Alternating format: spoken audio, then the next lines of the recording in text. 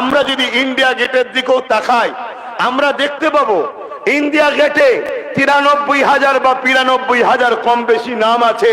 তার মধ্যে থেকে 60% প্লাস, আরো বেশি 70% এর কাছাকাছি মুসলিম সমাজের মানুষের জীবন দিয়া দেশের জন্য আজও নাম লিপিবদ্ধ হয়ে আছে।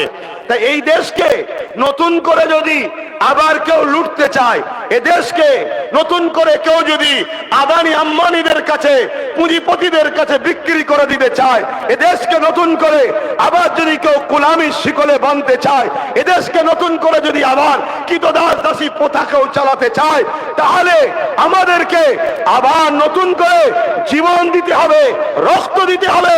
মাতৃভূমিকে বাঁচাবার জন্য আমাদেরকে আবার যুদ্ধের ময়দান, লড়াইয়ের ময়দানে নামতে হবে।